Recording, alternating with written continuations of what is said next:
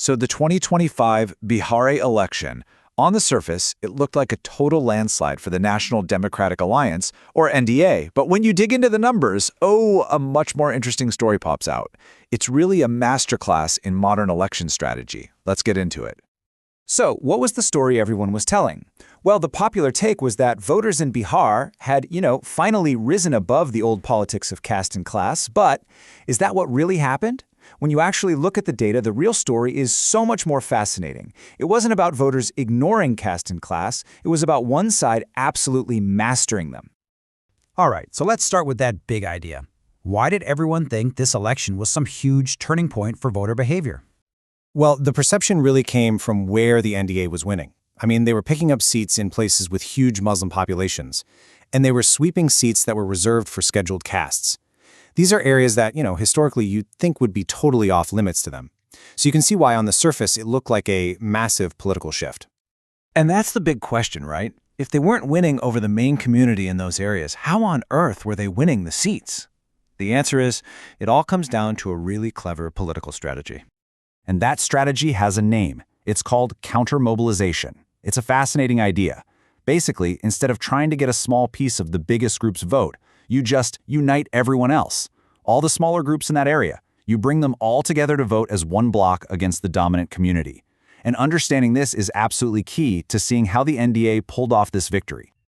Okay, so we've got the theory, counter-mobilization. But what did that actually look like in practice? Did people really vote beyond caste lines? Well, the data shows pretty much the opposite. It paints a picture of a really sharp divide. So let's break down the coalitions that each side built. First up, let's look at the Magat Bandhan, or MGB. Their support base was, it was incredibly focused. You can see it right here. A whopping 74% of Yadavs and 70% of Muslims voted for them. That's huge support from those two groups. But look at everything else. Outside of that core, their support is just these tiny little pieces from other communities. And right there, that's the heart of the problem for the MGB. Their support was really deep, for sure, but it was also incredibly narrow. They just didn't manage to pull any other big community into their alliance. Their tent was just too small. So you end up with this really stark contrast. You've got the MGB on one side with this very concentrated, polarized support base. And then on the other side, you had the NDA, who just nailed that counter-mobilization strategy, pulling pretty much everyone else together. So, how did the NDA build this grand coalition? Step 1, they absolutely locked down the upper caste vote. I mean, look at this. 67% went for the NDA, only 9% for the MGB. That right there is an enormous foundation to start with.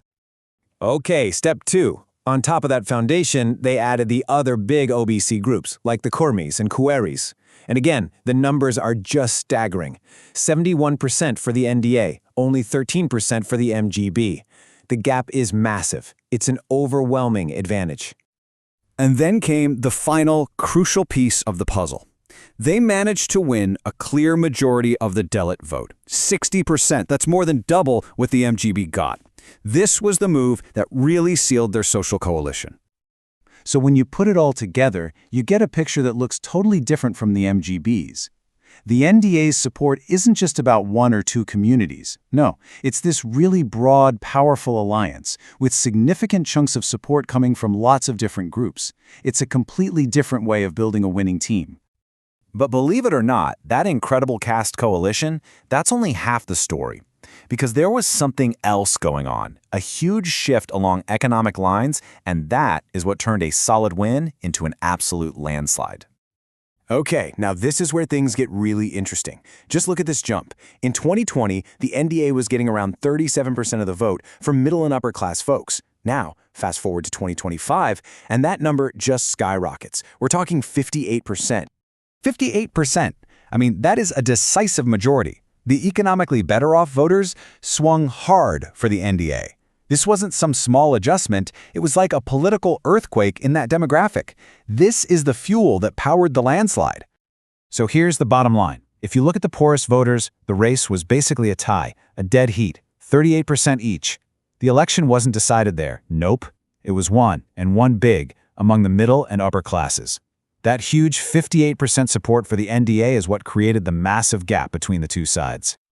All right, so let's put it all together now. We've got the caste piece and the class piece. Let's see how they combine to create the NDA's winning formula.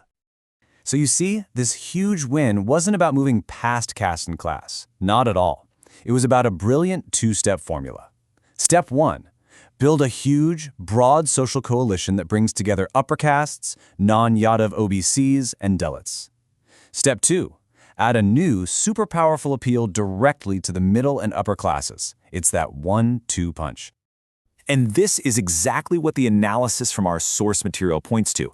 As Sanjay Kumar puts it, it was this combination of class and caste that handed the NDA that massive 10-point lead.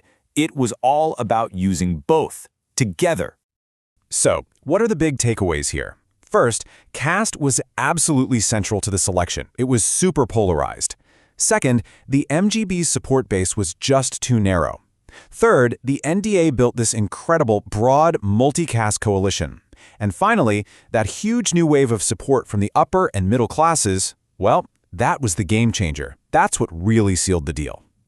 And all of this leaves us with one big final question. We've just broken down how this formula, a wide social coalition combined with a strong appeal to the upper and middle classes, delivered a landslide victory in Bihar. So, is this the new blueprint for winning elections all across India?